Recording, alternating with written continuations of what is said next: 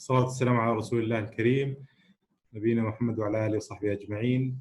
أتمنى أنكم الجميع تكونون بخير وعافية خلال هذه الأزمة، إن شاء الله تعدي على خير.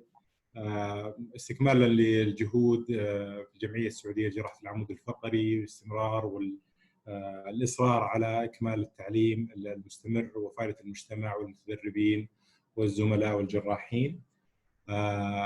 نقوم اليوم إن شاء الله ببداية أول كلب ميتينج أو سنترال كلب ميتينج لمنطقة الرياض عن طريق الزوم. إن شاء الله تكون الفائدة عامة والعدد كبير والحضور. نتشرف الآن الحقيقة اليوم بوجود نخبة من جراحين مستشفى الملك أو مدينة الملك عبد العزيز في الحرس الوطني. سيقدمون حالات مميزة. ركزنا اليوم على موضوع التروما في السباين، حالات إن شاء الله تكون very interesting cases and we'll all benefit. Just to give you some rules how this will work. The presenters will start presenting their presentations, and please during their presentation, if you have any question, any comment, any opinion, please write it down in the questions and answers. And by the end of the lecture, we will ask the presenter about these questions and comments and see how would they and they will answer you. Another thing, if you for Dr. Sami lecture or case, we would be voting about what type of management would you choose. Please feel free to participate in that vote. It will give us an idea how would we, most of us would approach this case. So if you have any comments, even as a management opinion, please write it down in the Q&A and we will ask it to the presenter at the end. So please, Dr. Sami, start with your presentation or your case. Other presenters, please mute yourselves and go ahead. بسم الله الرحمن الرحيم والصلاة والسلام على أشرف الأنبياء والمرسلين. Thank you, Mr. Chairman, Dr. Yasser. Thank you for the organizing group. And I wish it's going to be a pleasant night. So I'll be starting this case. It's a quick one. It's more of an appetizer for the coming cases for my colleagues. So can I share with you this this case? Screen clear, Dr. Yasser? So this is an 80 years old lady who presented with a progressive back pain and certain history of trauma. She got share your screen. Okay, sure.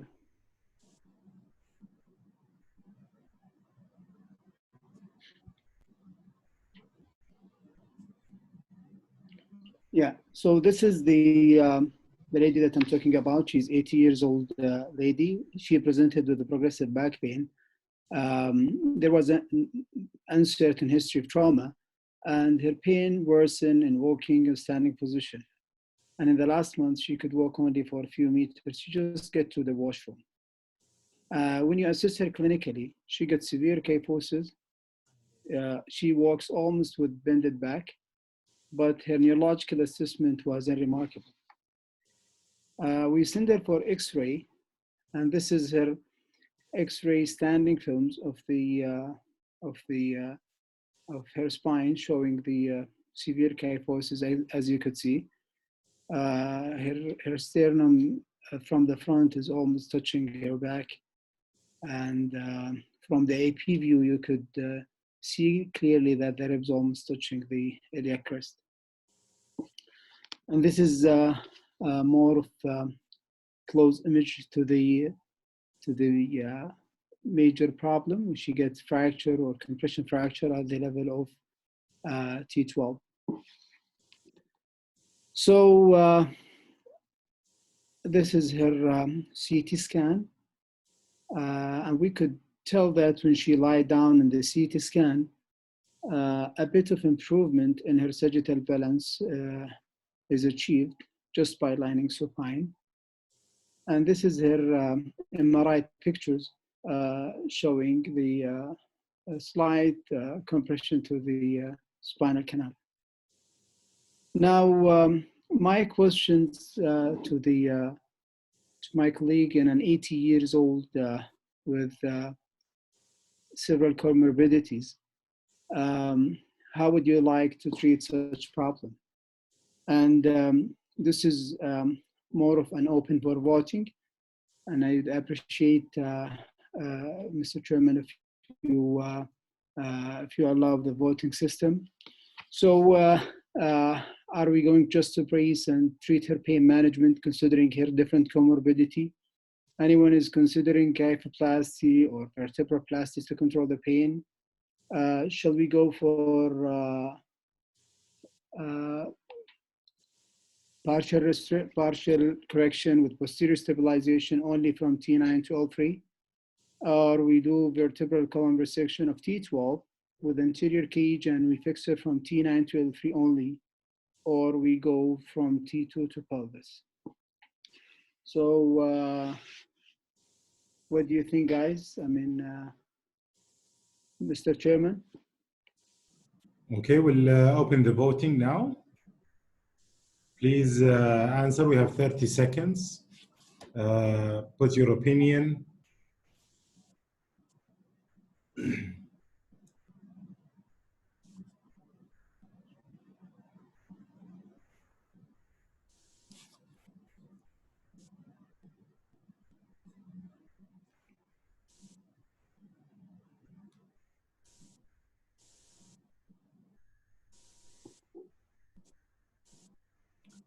Okay, 10 seconds for the voting. Please submit your vote.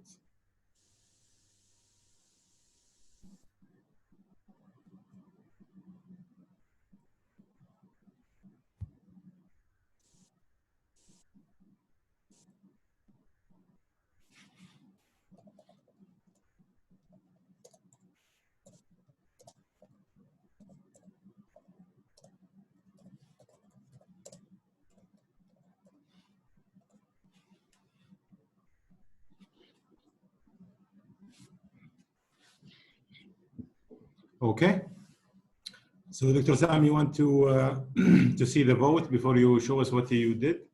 So almost, 37% voted for C, which is partial correction and posterior stabilization from T9 to L3.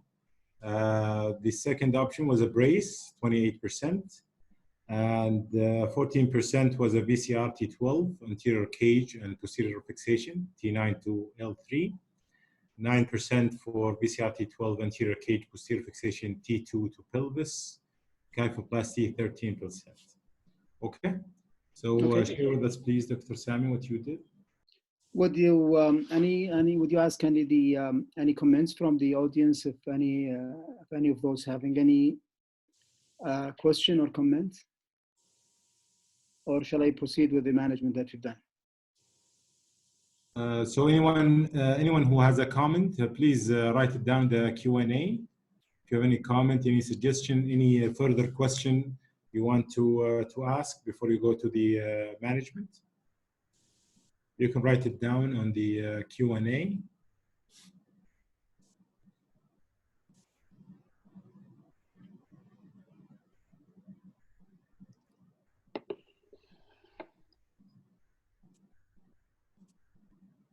So the issue always with these cases, only one question. Would you like to treat her osteoporosis before you proceed with any surgical intervention? Oh, definitely. Yes, she's getting she's on actually osteoporotic treatment when she presented to me. She was already on 4TU. Any history or from examination, any suggestion of infection or metastatic disease? Oh, nothing suggestive of metastasis or any infection. And the MRI actually was not suggestive of any any pathology. Okay.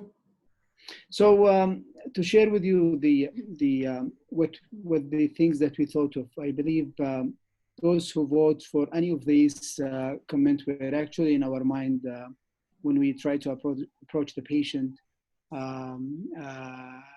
When you talk about an 80 years old lady with multiple comorbidity, she was very skinny, and attempting treating her deformity, considering the fracture plus the senile kyphosis that she was having, which we elect to go and address only her presenting a problem, which is the fracture, rather than going and fish behind the senile kyphosis that she's having. So we only did kypho or vertebroplasty, or let's say kyphoplasty, at the level of L1, I would say, and then we put a cage between T12 and L1. You could see that cage over there. The idea is only just to have an anterior construct that support the posterior instrumentation. And we just went 3 level above and 3 and 4 level below, 4 level above and 3 level below with cement. We end up having, I would say, not a perfect sagittal balance, but we address her main problem that she presented with without forcing the correction. And she's now, I would say, maybe 2 or 3 years follow-up. She's happy, no losing with the implants, and she started walking actually 2 days after or next day after the surgery. So the message that I'd like to share with you that with those type of patients, it's always good, in my opinion, and if any of you have a comment, that we don't, we try always to tackle what brought the patient to us. And in this case, she came to us only because of that fracture, not because of her senile kyphosis. So by addressing only the fracture that she presented with, you will end up having a reasonable outcome with less complication. And that's all for this case. And thank you, Dr. Osama. Okay, so please, if you have any comments, any questions, or opinion regarding this case for Dr. Sami, please, we have 5 minutes for discussion. Please write it down and we will discuss it with Dr. Sami. Please, the other panels, can you join us? So one question for Dr. Sami, when do you consider cementing the screws? And how many levels would you do it if you want to do that? Whenever we attempt, whenever we have an osteoporotic patient, we always consider cementing the patient as I wouldn't say the standard treatment, but like having the cement always ready. I always, and I'm sure that most of you do the same, prepare the pedicle screws or the pedicle. Prepare the pedicles for putting the screws all together, and just cover it temporarily with bone wax and get the cement ready. So we inject the cement for the proximal screws, and then we just put the screw one after another, and we do the same thing. We repeat the same thing distally. So as much as you can, having cemented the screw, I would say I would prefer in patients with osteoporosis. And in some cases, we also cement the proximal vertebral body, the one proximal to the proximal instrumented vertebra, just to kind of like a transition zone between a very rigid segment to a mobile segment, and minimize the risk of adjacent level disease. In this case, we did not do it, but we managed to have cement in all schools. Okay. And did you do remove the whole vertebra, or just you did put a cage between or the disc space? Where was it exactly, the cage? So the cage was, we did not open the spine, though there was a bit of like mild narrowing of the spinal canal. So what we've done is actually going between at the costal transverse junction, removing the transverse process and the head of the rib. That take us to access the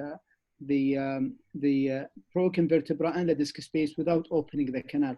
What was not difficult with a severe kyphosis like this. You know, when you get that severe kyphosis, things will be in front of you when the patient is lying. So only removing the TB, the head of the ribs, prepare a good access to the disc space or thoracic disc space. You might need to ligate the nerve roots if you want, or if you find it in your way. In this case, I would believe we did not need to do so. And then we get into the disc space. We insert the disc preparation, and that's also a good tool to take off the disc and freshen the edges for fusion. So the cage was meant to play an anterior construct. So the cage at one level and the vertebroplasty at the second level, both together, work in getting an anterior construct that support the posterior implantation, and make a procedure like this could be done within 2 to 3 hours, instead of having an 80-year-old lying in the operating room for many hours.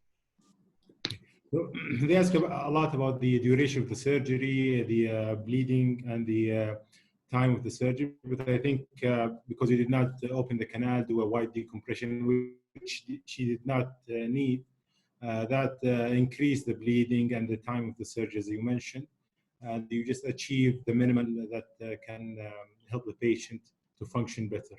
Okay. Thank you very much, Dr. Sami. Excellent case. I would just add one point, if you allow me, that with those patients, try to get them as soon as possible from the surgery, minimize the intervention, and get things done so quickly. The less the duration of surgery for those patients, the better the outcome and much less complication. Thank you so much.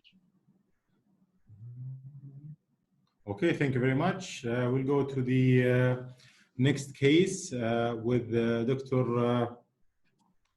Wael or Dr. Fahad?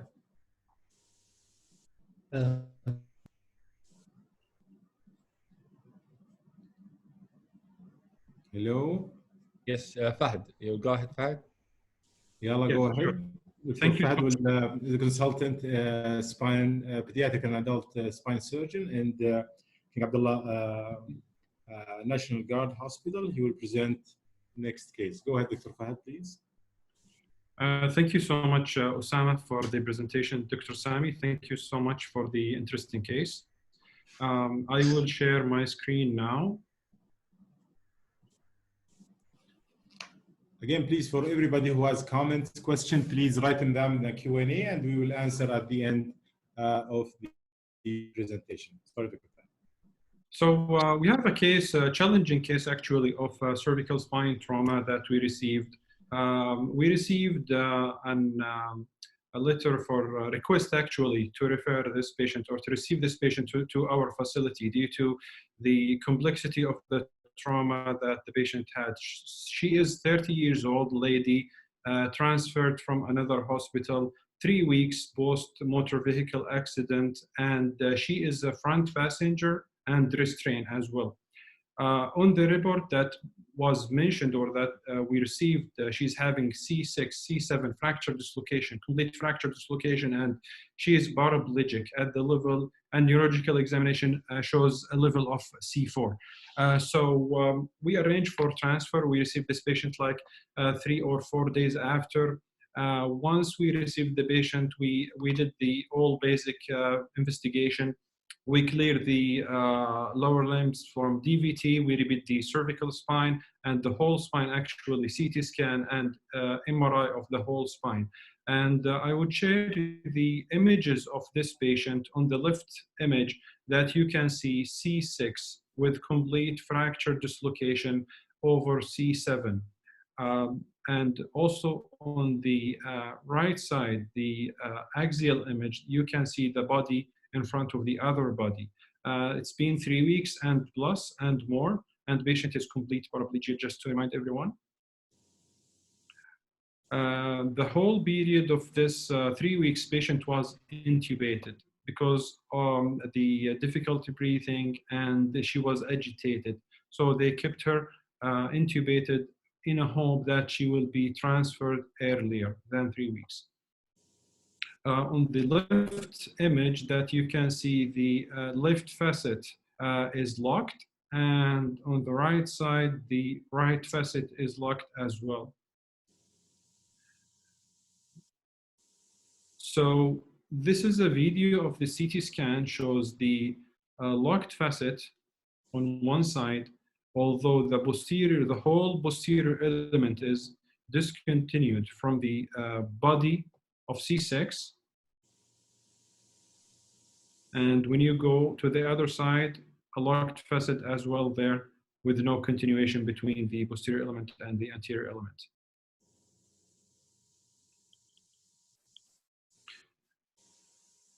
If you dig deep in the CT scan, you would see also this patient is having a hangman fracture, and also posterior arc and the anterior arc fracture of the C1. So it's really a complex trauma with, high magnitude of force applied to this poor patient.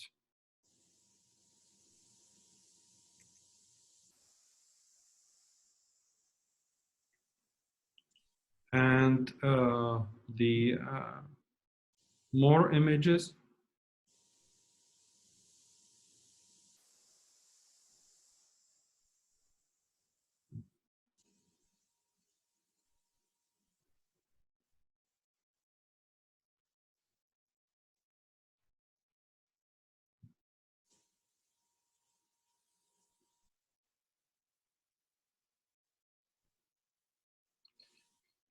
So due to the complexity of the fracture, we suspected the vertebral artery injury. As you know, the vertebral artery injury is associated with this kind of trauma. In the cervical spine, there's about 25% suggested of the vertebral artery injury, while the occlusion, complete occlusion of the artery is ranging between 7 and 20%. So we have done the MRI of the neck, and it shows left vertebral artery attenuation at 2 occasions, at the C1, C2, and at the C6, C7 as well. And here is the MRI for this patient, and the video of the MRI.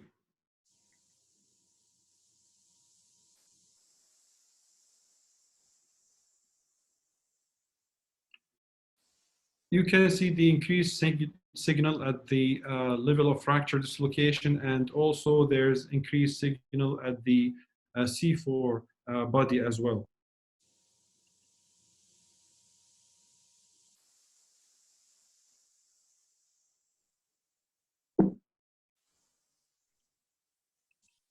So in summary, we have this poor 30 years old female, short neck, obese. Also, she's having a pneumonia from the, and a lot of secretion coming from the tube. Also, she's having a hangman fracture, complete fracture dislocation of C6, 7, more than 3 weeks, complete paraplegia, and also she's having left vert artery injury. So we consulted our colleagues at the vascular surgery, and actually we were confused because they want to keep the length of the neck as it is, and they are against any shortening, and they are like hesitant about like reduction and these things. So they are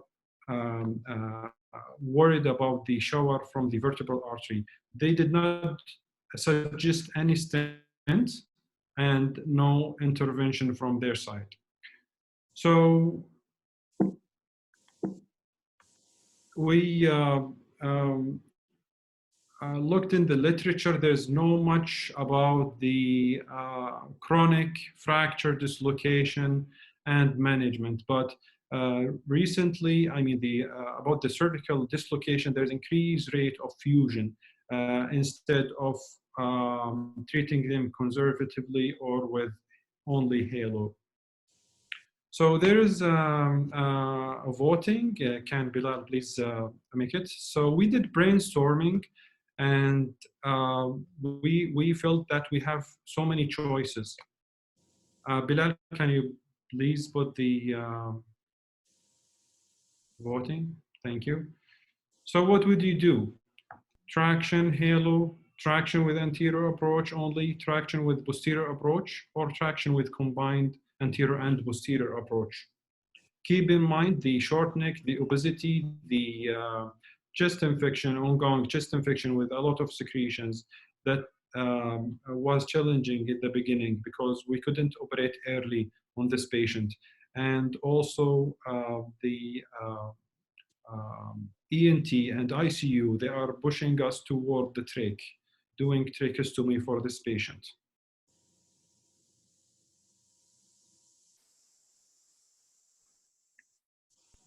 Okay, please vote. 20 seconds left. Submit your vote.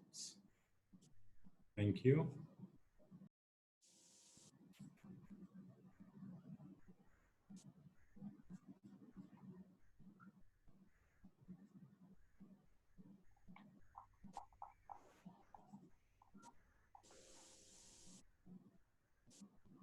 As you are voting, we reached over 425 participants tonight.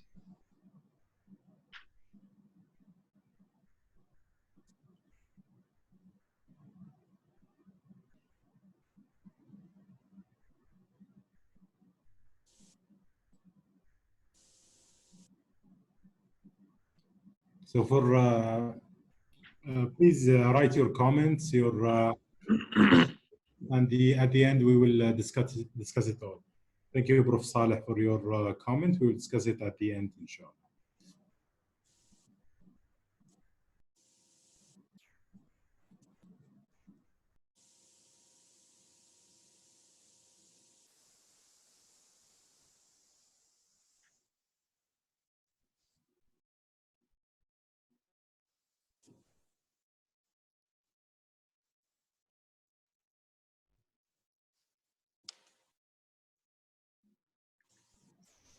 Okay, we'll share with you the vote results in a second.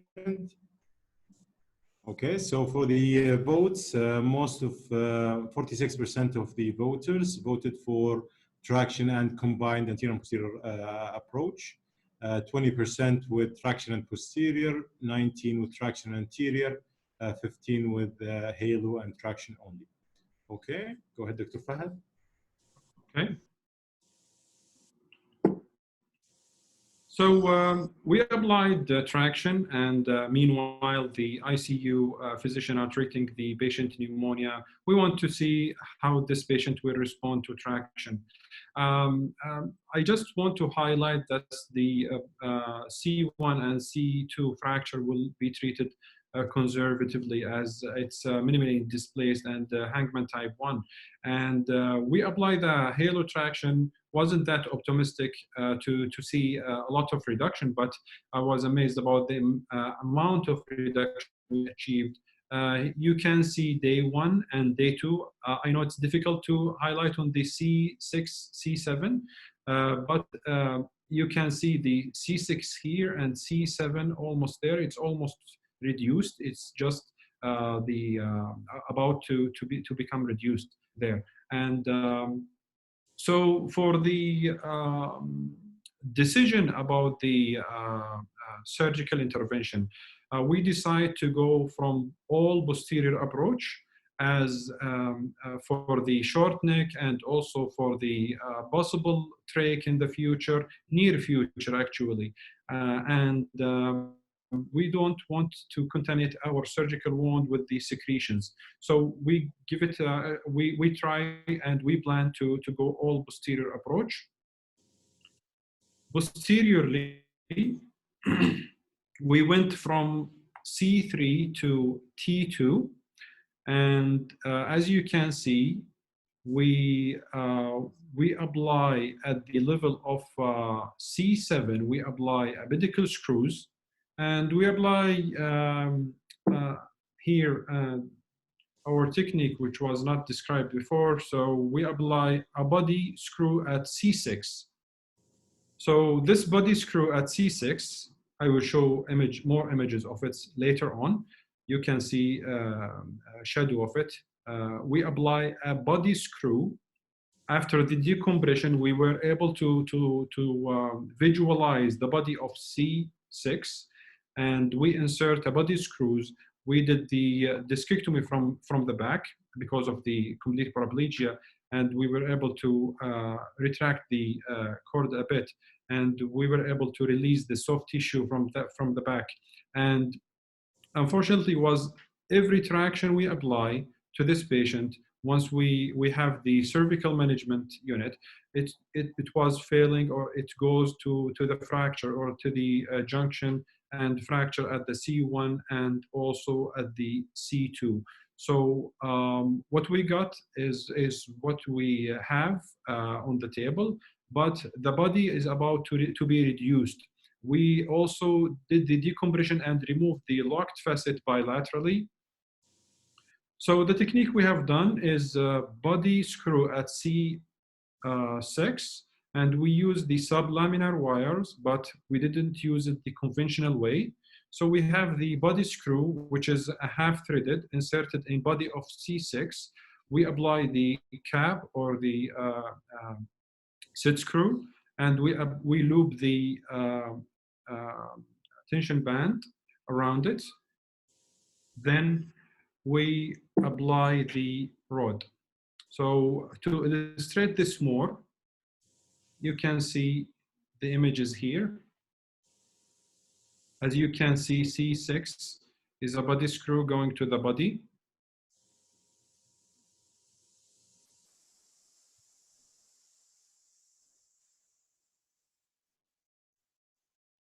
Okay. And to illustrate this more, we have on the left side, the C6 against C7, and it's dislocated. So we apply in the C6 a half-threaded body screw and pedicle screw under navigation at the level of C7. We apply our rod. We apply the sit screw on C7, and we apply the sit screw on C6. After that, we apply the wire, and we loop it around the rod. And after that, we apply the tension around the wire, and it helps us reducing this fracture.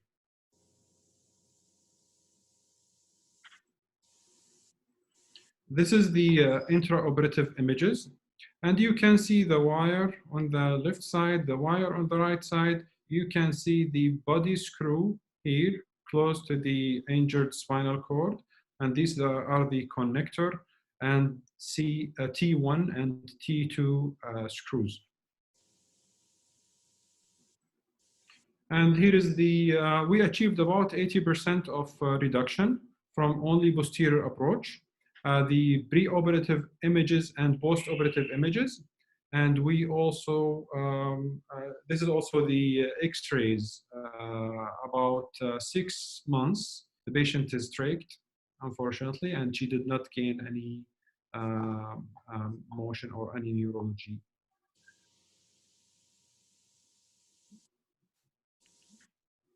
That's all about it, Osama. Okay, thank you very much, Dr. Fahad, for this very interesting case. Just to remind anyone who came late that this patient is paralyzed or quadriplegic for 3 weeks before she came to their hospital. So a lot of questions about doing immediate reduction and CT without MRI. We would argue that in an acute situation, but this case transferred to National Guard Hospital 3 weeks after the injury, and she was paralyzed or quadriplegic for this time. That's why they choose this approach and mobilizing the cord and doing a lot of just to understand this patient is a 3 weeks old patient. Okay. So they're asking more about details about this body screw. How would you in C6? How would you do it? Can you elaborate more, Dr. Fahad, about this body screw? Okay, so sure. Once we did the decompression, we did the fasciectomy on C6, C7, partially, of course, and the C7 body was in front of us. We were. Do you hear me, Osama? Yeah, I hear you. Yeah. Okay. So we were able to partially, visualize the C6 body, and we were able to retract a bit the cord, but actually at the end, the screw is not touching the cord at all. And so body screw was under direct visualization.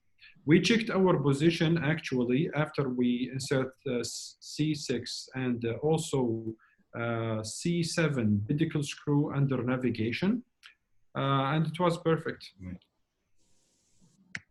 I mean, this is a patient with special circumstances. It's a unique situation. It's a unique situation. You wouldn't, do it in any patient, but she was unlucky. We operate on her when she had like 4 weeks plus due to the delay in the hospital and also the pneumonia she's having. She was not clear from ICU or from anesthesia.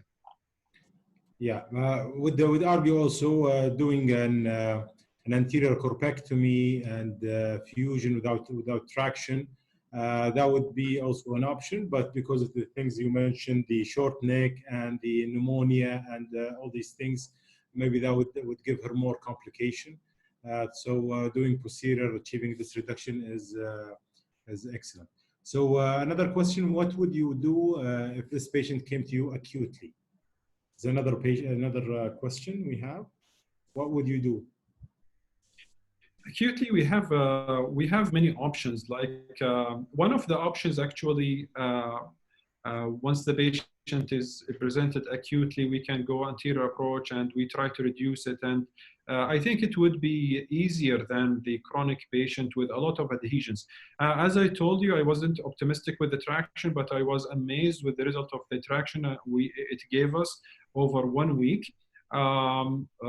Also, there is one choice. One of my colleagues, actually, Dr. Faisal mentioned it to me, like we can do the like a shortening or just Dr. Faisal also was exposed to this procedure before, and thanks Dr. Faisal, Dr. Wael, Dr. Sami, we work as a team in National Guard. We discuss all the cases and we also share all of these thoughts. So brainstorming is really amazing in these difficult situations and in critical situations like that. So anterior approach combined with posterior approach if it's presented acutely, for sure.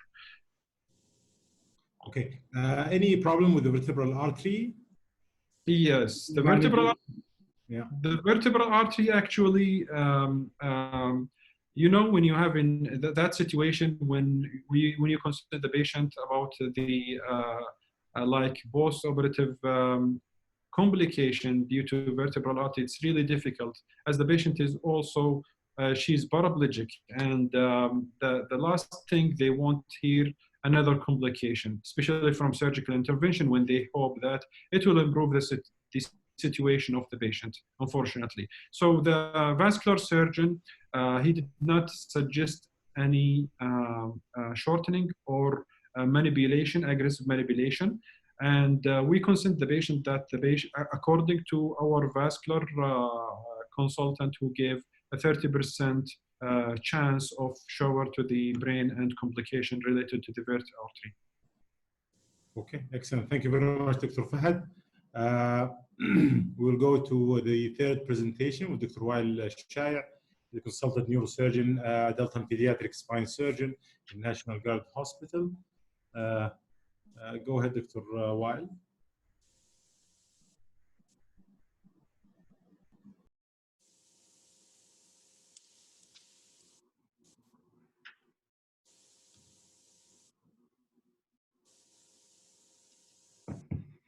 Assalamu alaikum. Salam. Yeah, can you hear me? Yes, go ahead, Dr. Wael. Thank you. Yeah, so it's a little bit extreme. So an infant with complex cervical spine fracture. So this case, she's a 15-month-old girl. She was involved in MVA. Sorry, just MVA, around 15 months involved in MVA. She was in her dad's lab, airbag blowing, and exact mechanism we don't know. She was not ejected from the car, but the CPR was initiated on the scene for a few minutes. So that's to give you an idea, the impact of trauma was really significant. And they transferred to one of the peripheral hospitals. They stabilized the patient. They did the ABCD. And you can appreciate from her chest X-ray, this bilateral chest tube due to pneumothorax, and also from the X-ray. If you look on the lateral cervical spine X-ray, just, sorry. Yeah, so you can see the C2, is it clear? I just want the mouse, not, okay. From the X-ray, you can see the C2, it's a little bit displaced, and there's a distraction injury, type 3 identitoid fracture, C2, and also the occipital condyle C1 also widened, but not really well appreciated. So they stabilized the patient, and an assessment, she was, complete spinal cord injury, HCA. They transferred to higher facility. So we received the patient afterward. Sorry, I don't know what's.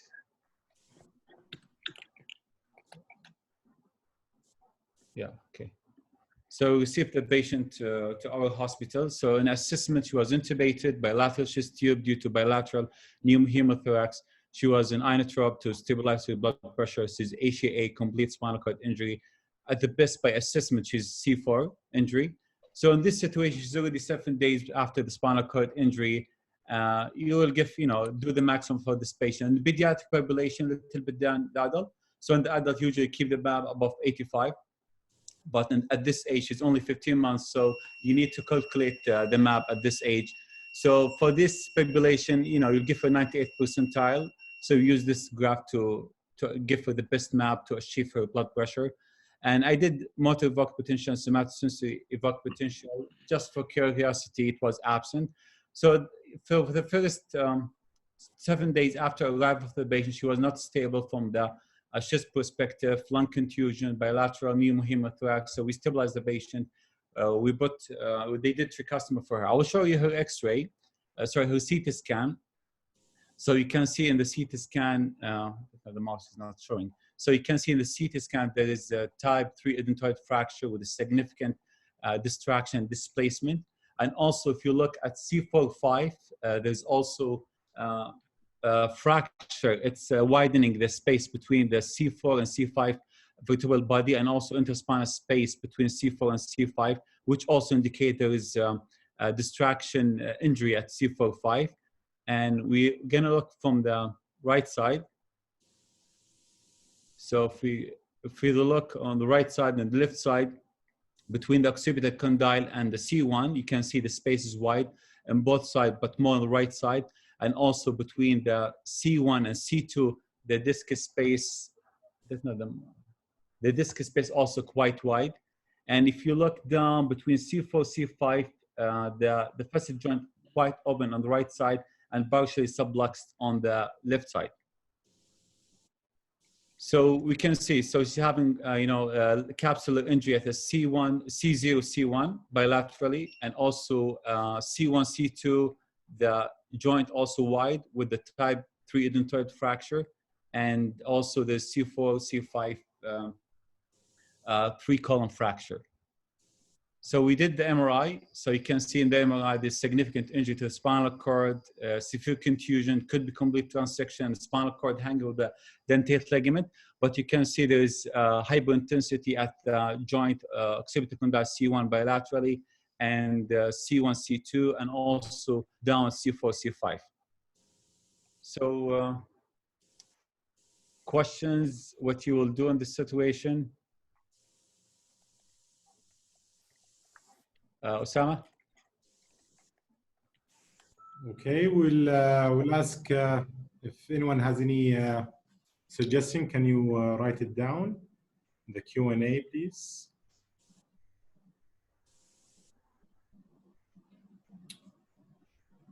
Okay. Yeah, it's very difficult. Nobody's giving any opinions. Okay, so we have lots of things we need to address. So there is capsular injury at the C0, C1. So there's one thing we need to address.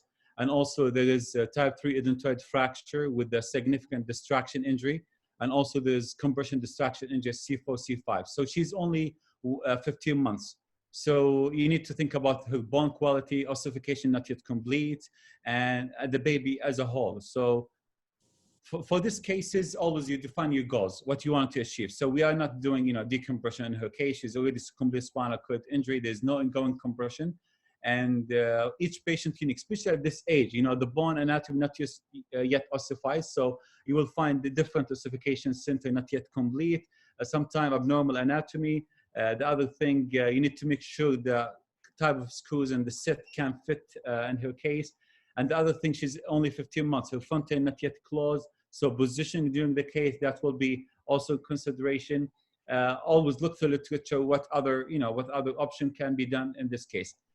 So for this case, you can see here she's with a prone position. You can't use Mayfield, her front end is still open. And in this case, I used radial lucent horseshoe and adjust it till we get the perfect alignment of the craniocervical junction. You'll do X-ray till you get happy about the alignment. Then you will put the tape. You can see for the positioning.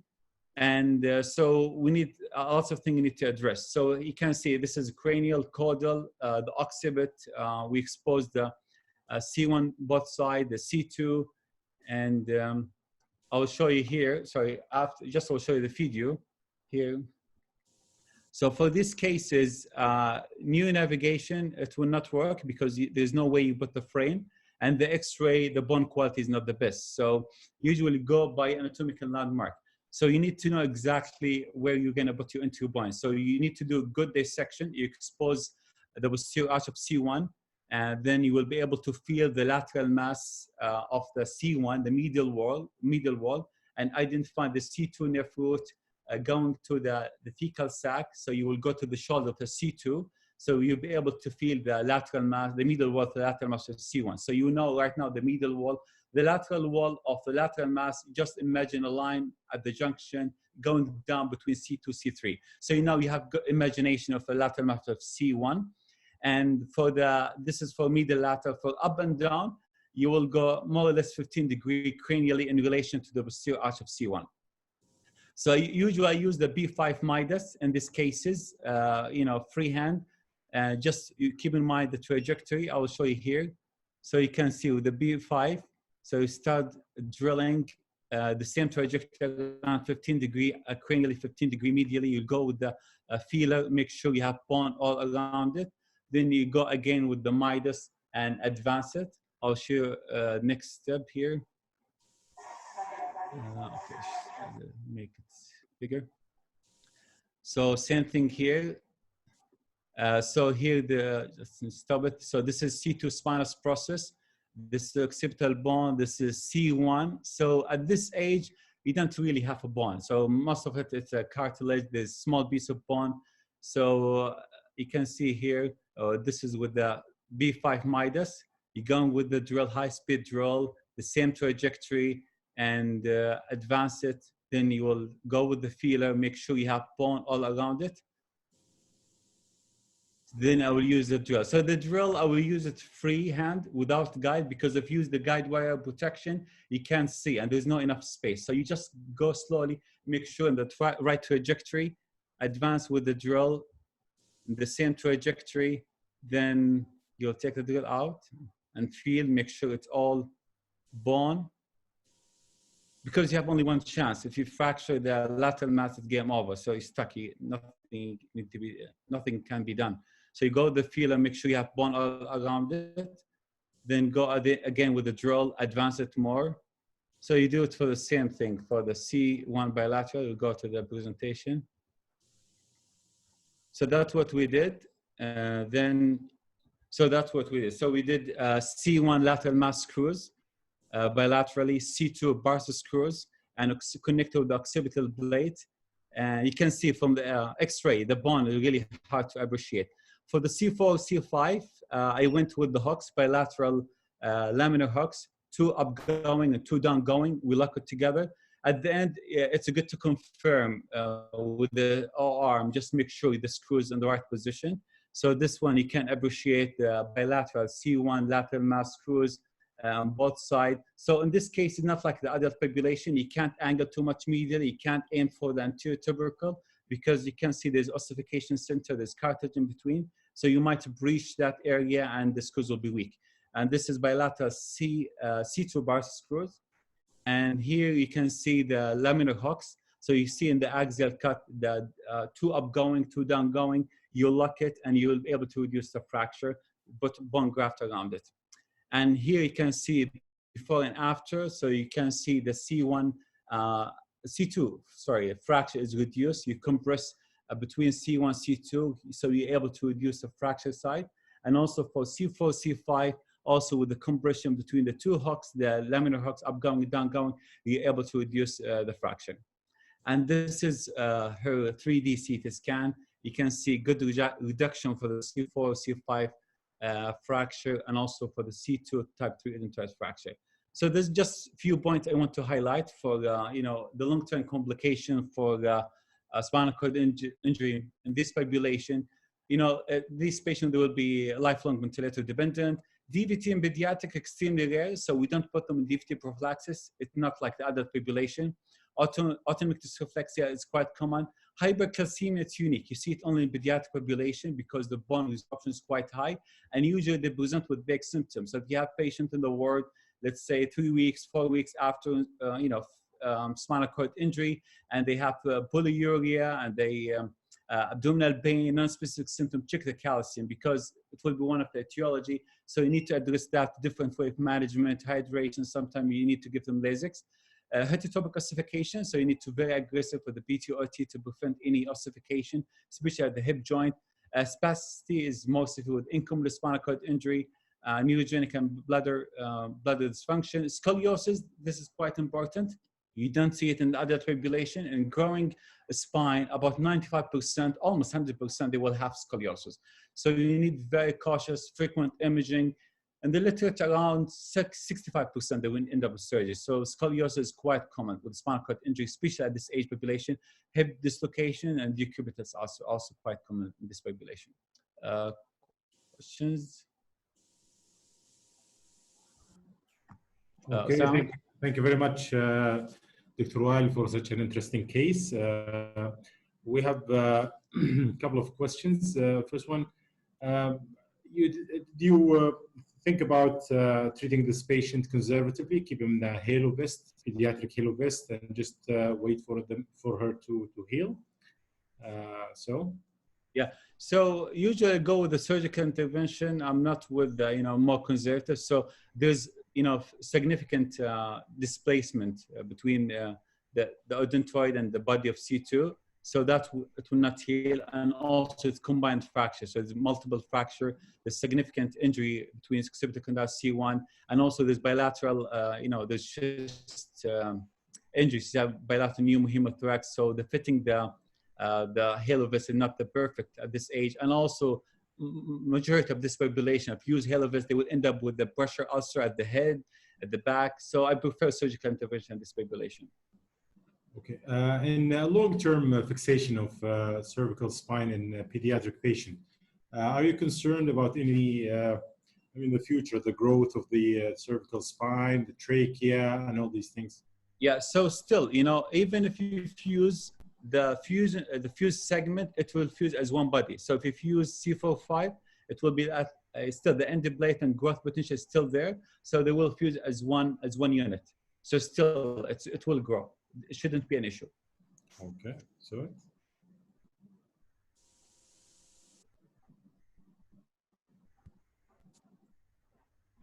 Why did you not use the C4 and 5 lateral mass screw instead of the hooks? Yeah, so hooks is way stronger than like lateral mass screw this population. Even if you want to correct scoliosis, usually for the proximal thoracic region, I use hooks. So you can lift the patient even with the hooks, because if you use the screws, the cancellous bone is not that strong. There's not much, and also there's not a small fragment. So if you use hooks, you will put it between the two cortical bones, will be quite strong. So hook way stronger than the screws in this population. Okay, and another question: would you consider steroid in if this patient presented to you acutely? Would you consider steroid in pediatric patients? No, there's no evidence. So no. It's and also you can see the MRI. There's significant damage. Almost spinal cord is transected, like just attached with the dentate ligament. So this patient, I didn't think so she will benefit from steroid.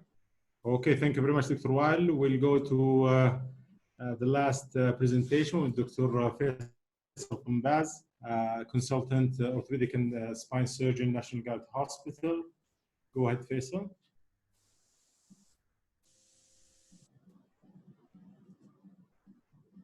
Thank you, Osama. So thank you for the great attendees. We're happy to have you, and we're glad to present those cases. And this is one of a bit unusual case. And I'll be honest with you, I didn't have the clinical result that I expected. I had good radiological outcome, and I'll show you the follow-up CT scan 2 years post-op.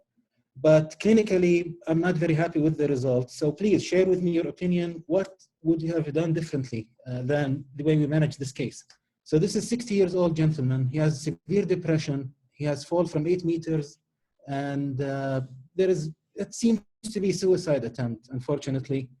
And he was treated initially in a different hospital. He has multiple ribs fracture, lung injury. He has severe abdominal injury. And they found that he has actually rectosigmoid rupture.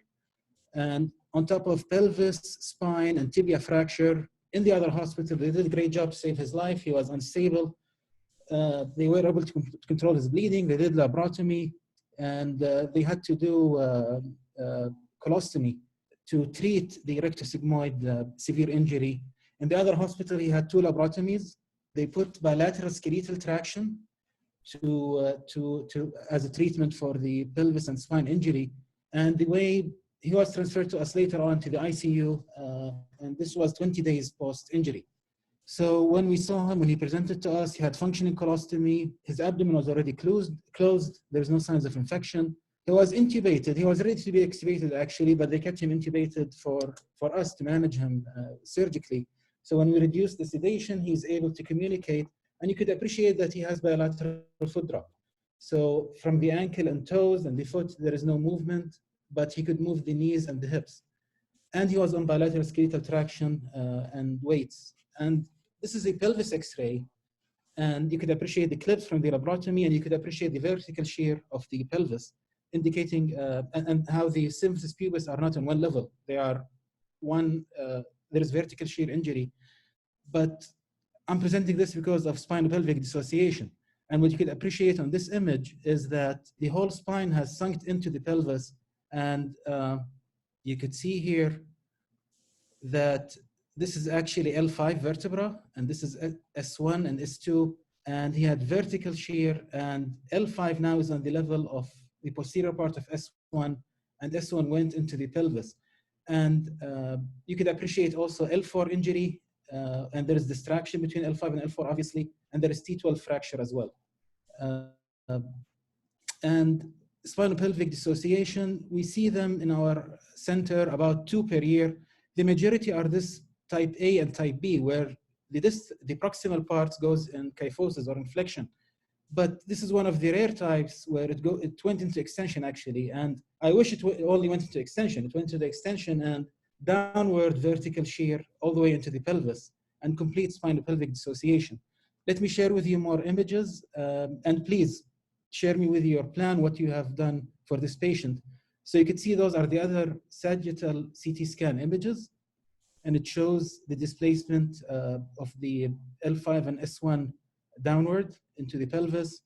You can see on the axial cut, there is no major canal compromise. So I think what happened, what explains the bilateral foot drop, is it probably with this vertical shear, there is severe traction injury and avulsion of the nerve roots. And you can see here the body of L5 on the axial cut is actually now at the level of the sacral ala. So the whole L5 and S1 went down into the pelvis due to the vertical shear injury.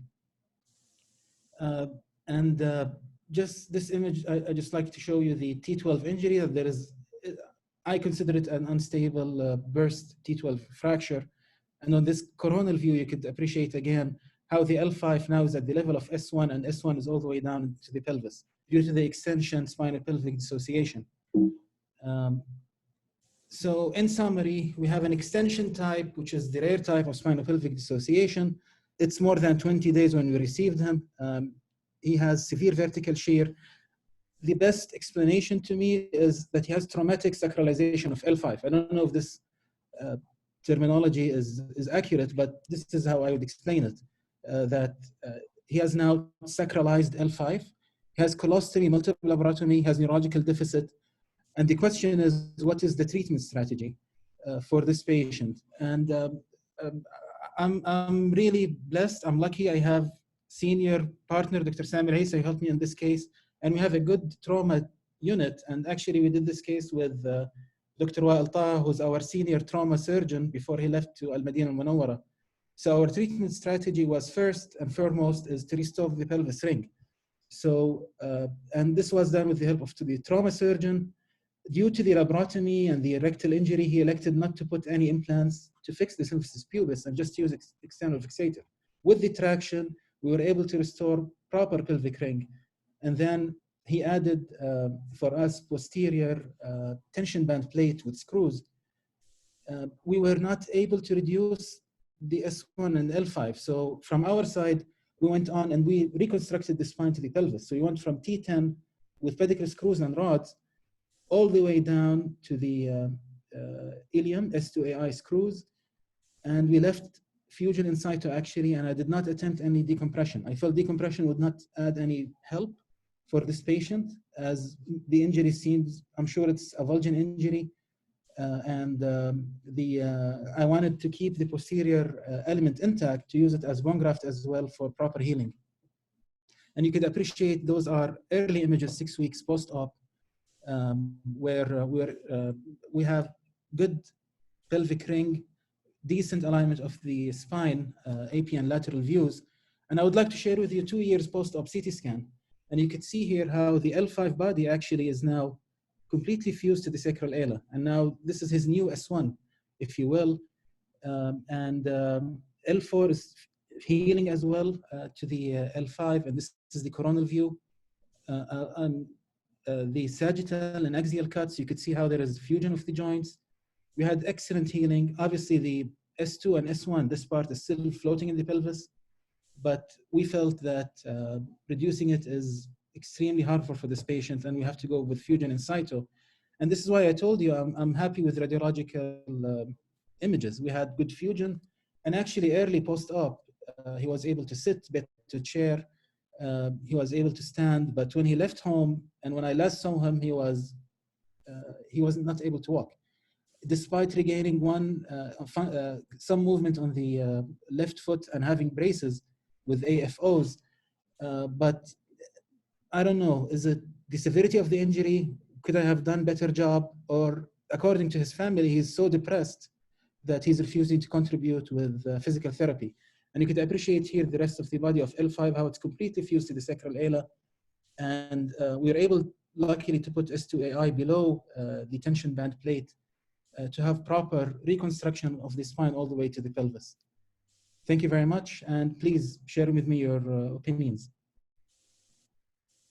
about this case.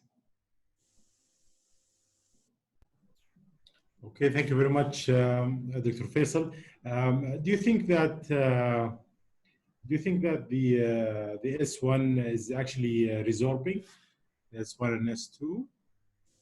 So with 2 years, there's not much resorption of that piece yet. Seems to be more or less the same size if you look at the whole images.